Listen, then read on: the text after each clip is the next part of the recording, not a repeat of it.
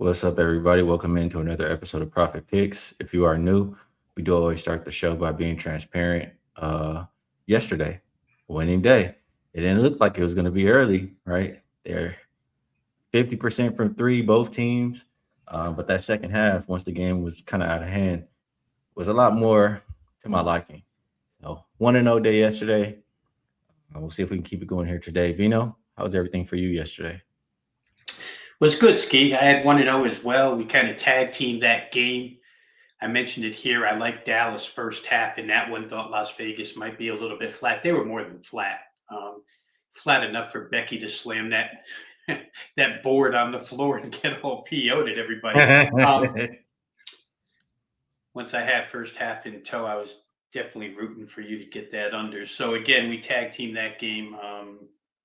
Got winners on both ends. So it was a nice day, obviously. We'll see if we can repeat that here today. It's funny. We broke it down yesterday, right? And I told you about the interview after the last time they played the Wings. It sounded exactly the same. They were asking her what went wrong with the defense. She's like, "We gave up the paint. We gave up the three. We gave up the pick and roll, the mid range. We didn't play any defense." That's what she said. Right. It's the same thing. Yeah, I'm telling you, it's 4 games in a row for them where they've just been annihilated defensively. They can score, so they've been able to, make their way through. But last night, Dallas got to them quick. Yeah, we'll have to keep an eye on the Aces in the near future. We do have them playing tomorrow, so we'll get to look at them versus the Mercury. But for today, we only have one game. That's the Tempo and the Fever. And this one opened up -8. I do see some eights out there, or actually, maybe the consensus is actually 8. It's between 7.5 and 8, depending where you shop. As far as the total, it has gone up from 176.5. I'm seeing as high as 180 out there at a couple shops. Let's take a look at the injuries, and let me actually refresh here. So for Toronto, Kiki Rice is out, and Nayara Sabali is out. Caitlin Clark is probably probable here. Yeah, Caitlin Clark is probable. Raven Johnson is truly questionable. Um, I have to start off and say I agree with the move on the total going up. I mean, what we've seen so far from the Tempo, they're fine playing with pace. They don't play a whole lot of defense, and the Fever, they have stretches where they can play defense, but sometimes they don't play the best defense either. I could understand. When I look at this matchup, the first thing I think is over the total. Do you agree, Rob? It's hard not to. A lot of matchup reasons why as well. And of course, we have Sophie Cunningham to tell us about a week and a half ago that, hey, we only play one style of defense. So once they figure it out, we're kind of screwed. Toronto, like you say, Skee, they've been able to find their way to this number quite a bit. I'm a big bounce back guy. They did not have a good shooting game. Their last game, they got blown out by the Dream.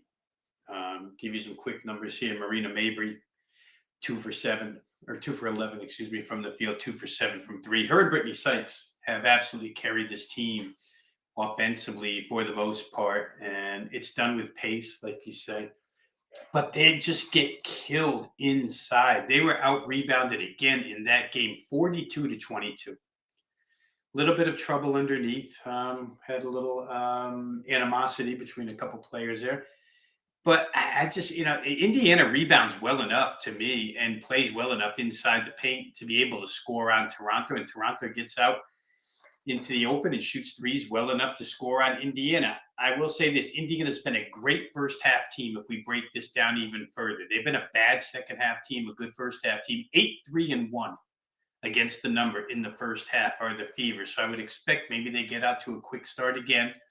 Toronto hasn't been very good in the first half, especially scoring. Their scoring and the majority of their game scoring has come in the second half of their games. I mean, just look at the last 4, 93 points in the second half combined, 94, 105, 105, 72 in one game against Chicago, then 92, 112, 91. So I think we could expect a high-scoring second half where Toronto's concerned, and maybe this is kind of a split game where Indiana gets out quick. Toronto, closes the gap late. I think we saw a little bit of a push toward Toronto really early this morning, Skee. I think I saw it get down to as low as 7, come back up since then. But back to your point about over, it's hard to disagree. Both teams have advantages. The way they like to score, they can score, and the pace is going to be there.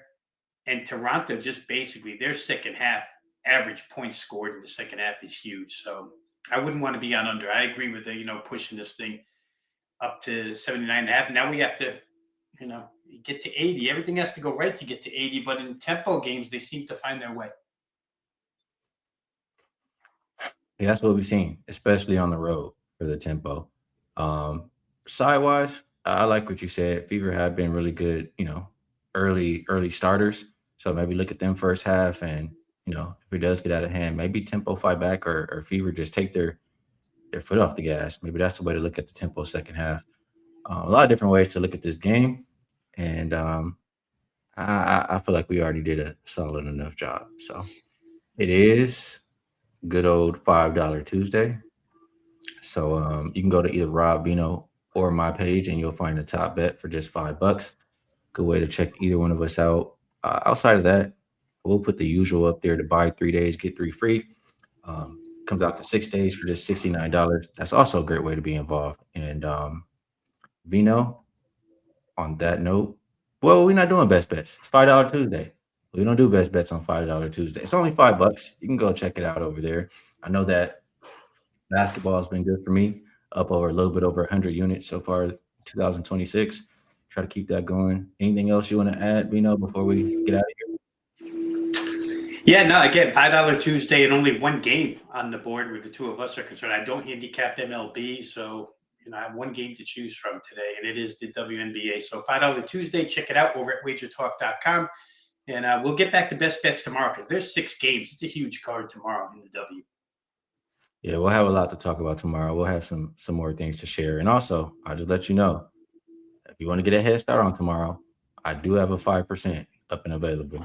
And I've only had 15 going back to 2024 in the WNBA. I'm 10-5. So if you want to get a head start, it's up and available on my page. Vino, always appreciate you taking the time to catch these games with me. Always helps my process. I'm sure we help everybody else out there. Chat, we appreciate you all as well. We'll do this again tomorrow with some more games to talk about. And best of luck until then.